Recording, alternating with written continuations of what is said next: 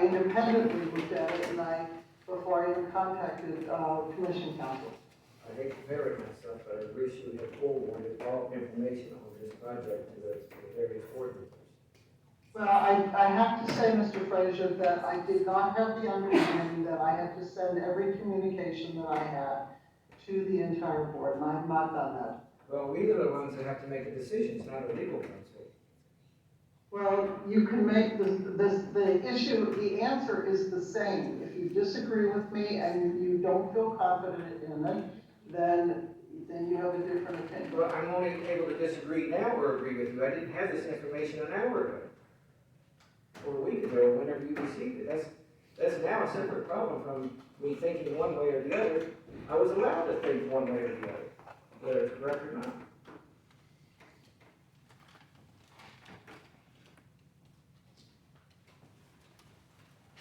This time, Mr. Frazier, I'd like to hear from other board members. Oh, please. Well, I think we've heard from folks that they'd like to revisit Mr. Curry's memorandum, and I heard from folks over the weekend that had some confusion regarding that memorandum versus public statements this week about how there could be so many cautions about it one week and then public statements endorsing it the next week. So people just wondered what had changed in the interim. So if we could just revisit what details we may have been able to capture in the revisions and what details eluded us in the revisions, please.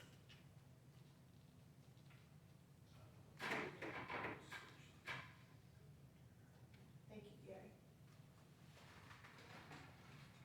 The fiscal agent agreements on the screen right now should be shared to the folks. Zoom. There were very minor changes between the draft that the bodies reviewed a couple weeks ago compared to what is available now, and it became available just after, I guess, the press was handing me for quotes for the last edition. And those are largely included in paragraph 3, 4, and then I believe part of 5. And so the insertion in paragraph 3. What about paragraph 2? Those changes were largely incorporated in the earlier versions. This is track changes along the way. Okay. And what Ms. Panda and I noted, and was, if you remember, my memorandum was about all three agreements. The agreement between the state and the regional commission, the agreement between the regional commission and All Points Broadband, and then the agreement between the commission and the 8 counties. So this fiscal agent agreement is, on the screen, is between the commission and the 8 counties. We have not received updated versions of the other two. We have received an update for this. And one of the main concern I expressed relative to the fiscal agent agreement was our legal or otherwise access to the regional commission to ensure that they fulfilled their obligations of their agreement with All Points Broadband. There was nothing in this agreement that really said that they had to do that.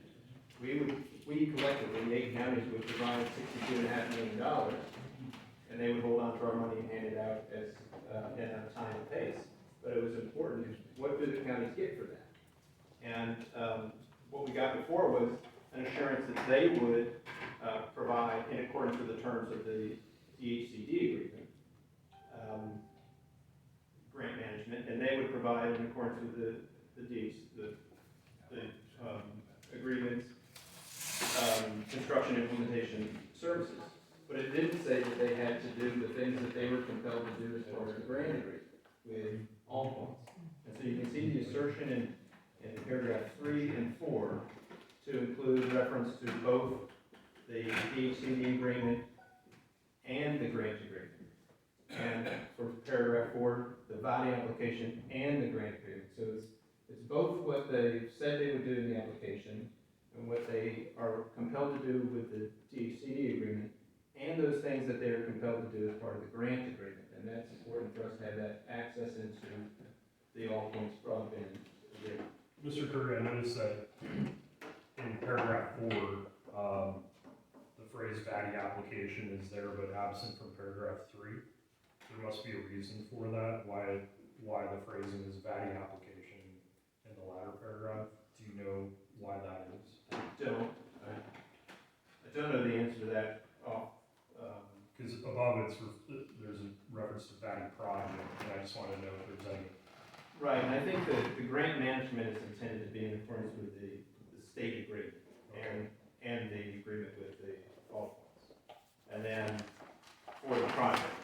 And then for the construction and implementation is consistent with what was said to the state and everybody on the planet that was gonna happen according to the application, and that they agreed to do as part of this grant agreement, will agree to do. It's not finalized yet. We understand it's currently being modified, and we hope that there's traction among our peer agencies to help make some changes to that. And I'll say that I worked for several months to try to create change, and Ms. Pandek, in her own channel with county attorneys, worked hard to create change, and we were able to get these very few words inserted in 3 and 4 that are very important for us.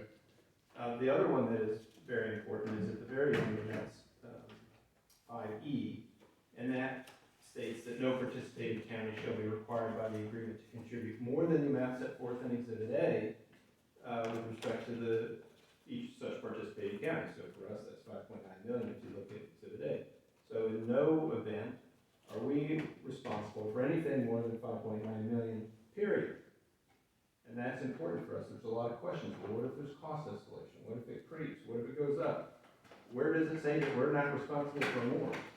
Here's where it says we're not responsible for more. I want to say this is one of my points of concern, because I think the spirit and the intention of this addition was in the right place. And certainly a cap on our pay-in was something that I wanted, but also at the same time, we have to acknowledge that there has been inflation since last summer. And this price tag, I'm sorry folks, it's gonna go up. And we have to realize that if we adopt it with this language, that then there's no room for them to say, we can't complete the project for 5.9 million. Well, I suppose in any agreement,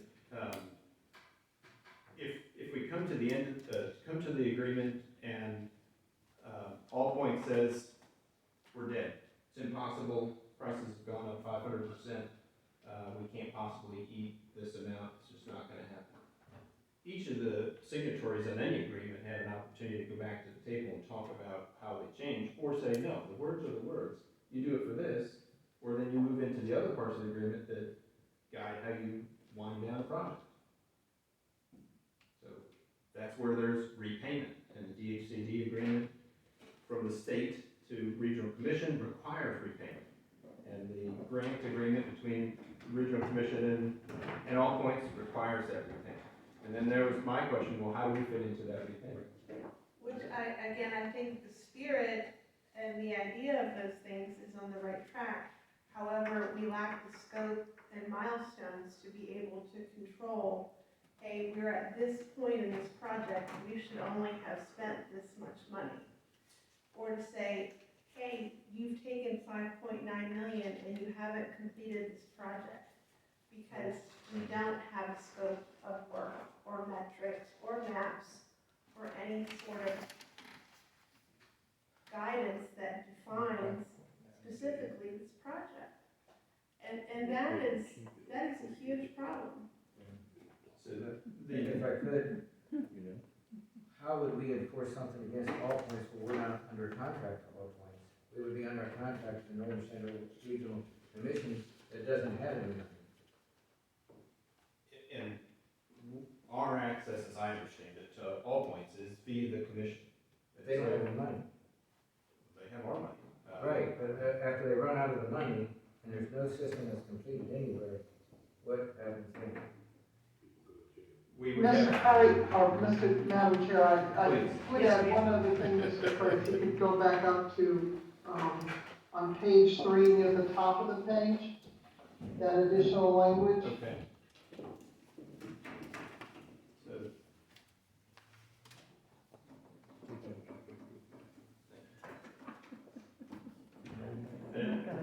free to, expound on that, ma'am. Sure, and to, Ms. Smith and Mr. Frazier's points, I believe, although this only allows a framework for it, it says that all payments by participating counties to NSBRC shall be made in the manner specified by NSBRC, which manner of payment may be changed from time to time, and NSBRC's sole discretion, provided that NSBRC shall make reasonable efforts to coordinate the matter of such payments to take into account any limitations of procedures required by the participating counties. It may not have been that they necessarily were speaking as to the phasing and payments being made to all points, but I believe that allows a vehicle for the county to work with NSBRC in how the payments are going to be made. And important to understand is that the way this fiscal agreement is structured is that there be a steady flow of money to NSBRC who would hold our money. And then they would only issue the money to all points when the state says that the milestones have been reached. And I understand the discomfort in what those milestones are, which are an attachment to the state's agreement, which is not finalized. I understand the discomfort there. And so we do have to have some faith that the state will uphold their end of the agreement and will protect their $96 million in a way that is in keeping with our interests and our $5.9 million. And when I say our $5.9 million, I mean the donations that have been made and the pandemic relief money. And that is a leap of faith that we need to take, to join arms with the state, to say that the state is going to manage the pace at which funds can be spent out from the regional commission to all points broadband. They are 100% in control of that process. I don't happen to have much faith in, two parts of this, three-sided agreement, or four-sided agreement. You've got Department of Community Housing Development, you've got localities, which be one of, the four legs of this stool. You've got the contractor, the vendor, all points, and you've got the Northern Shenandoah Regional Commission, and who wouldn't meet with us. So you have two of the four who wouldn't respond to us, and even meet with us to discuss some of these preliminary questions for the last 7 or 8 months, as promised. So, my premise has always been this: if they won't talk with us before we give them access to $13 million, which is the 5.9 local money and the 6.1 million, or 7.1 million rather, body funds, if they won't talk to us now, what compels them to talk to us later? That's just my experience from living in the real world. Well, and I have to say, to add to that, and this is not meant as a dig at DHCD, who's doing the best that they can, but going from their normal body of amounts, which I don't remember off the top of my head, but they had very modest body award amounts for years and years, to suddenly administering $700 million worth of awards. And I happen to know on the Northern Neck agreements, they lagged on those contracts and their deadlines, simply because they were stretched so thin. So to now know we're looking at a year with even much larger amounts of money in play and many more localities affected. I think those deadlines will be affected, and I have serious concerns that DHCD will be able to give projects the amount of oversight that they need. Again, in the spirit of full disclosure, just a few minutes of research to Google, I find that All Points is involved with a build out in 20 counties in Virginia alone in the same time period. Roughly the same time period, 20 counties. I think it's going to be very problematic. Oh, I'm sorry, I thought Gary was working us through the agreement changes. And I apologize. Now issue I had with the fiscal agent agreement was the failure that it did not have a link to the commission all points agreement. I said all along that I wanted one agreement between the counties, the commission, and all points. That's not gonna happen. Our peers are not like-minded, and, that's not gonna happen. And I was very critical of our peers and not using leverage that we have and have had to bring the power of 8 counties to bear. However, I will say that the 11th hour, movement is happening. I give a lot of that credit to Ms. Pandek, who's been really working her attorney contacts on the backside to begin to make these changes. They do look like very subtle changes, but they're very important changes to these agreements. And there's no guarantee that we will continue to see those benefits, but I'm hopeful that we will. Any other agreements? I just wanted to make a few comments then, thank you, Mr. Curry, for walking us through them. I hate to hear problems with landlines, and I saw people laughing during the description of what that 401 was like, and I don't think it's funny. I think it's very sad. And, the thought of having an emergency and not being able to reach someone is very, very sad. So I do hope, it didn't sound like she had access or called county administration to have it escalated. Hopefully, we can follow up with her and follow that escalation process and yield some results for her. And that was something we put on in place when Mr. Fraser and I were on a committee together, public safety committee, because actually you decided that was a good idea and the board approved it, and I think it's helped hundreds of people in this county, and it isn't foolproof and it doesn't always work, but it does help, and I sure hope we can help her, because that, it's a terrible feeling.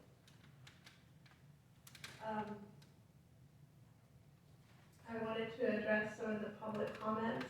I heard the comment that there was actually less risk for our county. I think there's actually more risk for our county. Because when you do the math, we're putting in $1.5 million. That's our $700,000 initial tranche from ARPA, plus ARPA money that I believe folks will have to be in play tonight, plus $400,000 from the schools, which is also county money. And so that's $1.5 million of county money going into this project, which is more than we received in ARPA funds. Most counties that opted to pursue a broadband agreement with All Points, it was a fraction of their ARPA funds that they dedicated to this program.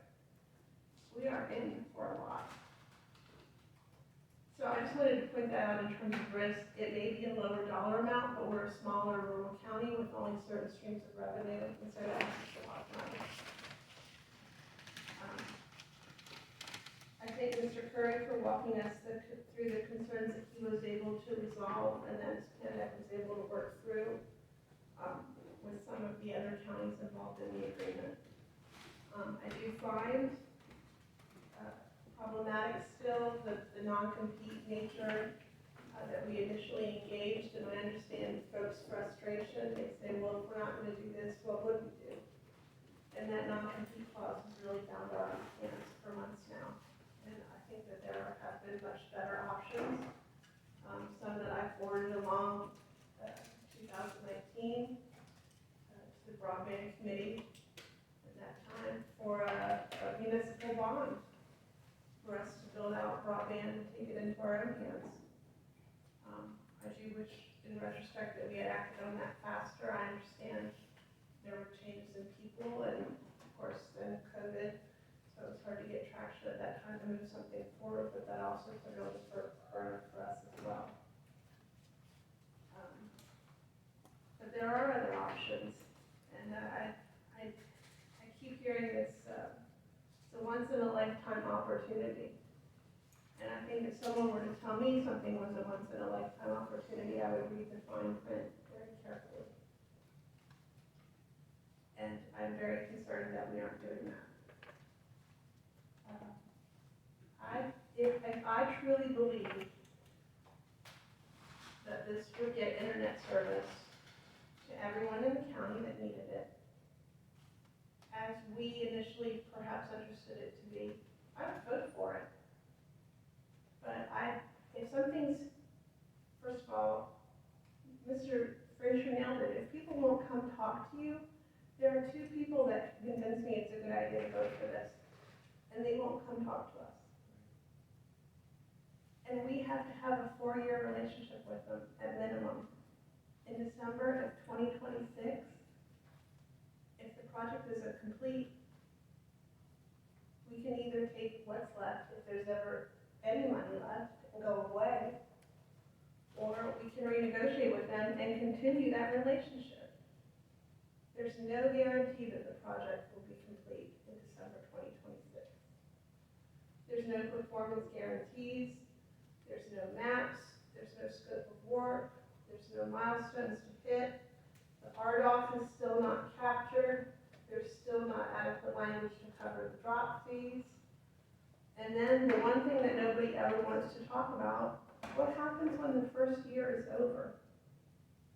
And suddenly those large drop fees come back into effect. And people are faced with having to pay $5, $10, $25, $50,000, $80,000 for a drop.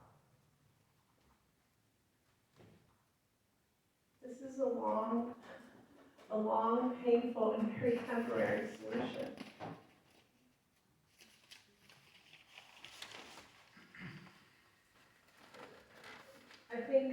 I know I agree with Mr. Curry. It always makes me laugh when I hear him say that this should have been a 3-party agreement because, at the beginning of the year, your children's teachers send home your contract, that your child will do their work, and that you as a parent will ask them to do their work.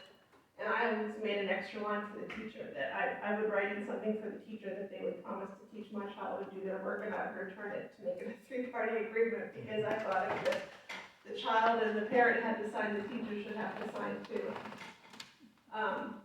So it frustrates me very much that this is not a 3-party agreement. And I know when I talk to folks and they say, but you can do this and you can do that, and I say, but we're not party to the agreement. We're going to make payments into a fund that will be administered by a regional commission to which we don't belong. So our degree of control over this project is very minimal, which makes it, to my mind, a very, very risky project. I've already talked about inflation and my concern that we'll run out of money before we run out of project. And I have talked about this several times previously to my peers, and I think it's essential, and I know our legal counsel disagrees, that we capture some sort of language that allows us to include a local user fee or some sort of local fee on the billing from all points. I've been told that this is not the time to capture that, and I disagree, again, on the record, because I feel at the end of this project, we will still have many unserved people, and the people that are benefiting from this effort should be contributing to future efforts. But we don't have that ability at this time. I think that's captured most of what I had to say about it. I understand that the way folks vote on it may be affected by also where they live. And I would just mention too that on the REC map, on our own authority website, it still shows no REC backbone for West Perryville, no REC backbone for the 231 corridor through 2023. And that's the backbone, that's not the build-out. So, I hope it does help, but there are a lot of concerns going in.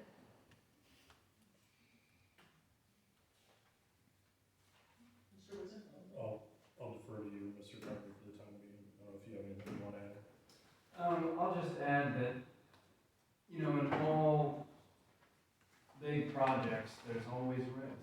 There's always risk.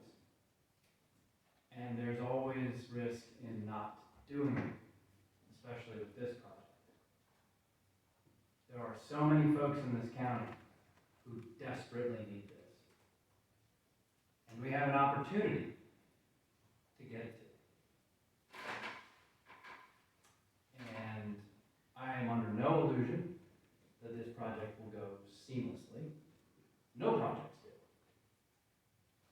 And it will be our job to make sure that it's done in a timely manner, and that it's done right, and that the whole jurisdiction solution that they sold to us is actually a whole jurisdiction solution. 12 years ago, when we had the broadband committee set up, and there's no way you could have predicted that this would have come down the line. We are not spending $10 million of taxpayer money in this county from our own tax base to do this, and so many people have done that and a lot more. Yeah, sure, there's risk in it, there's definitely risk in it. But there's a lot more risk in my judgment than not. And I have heard overwhelmingly from all of my constituents, including the ones that did not vote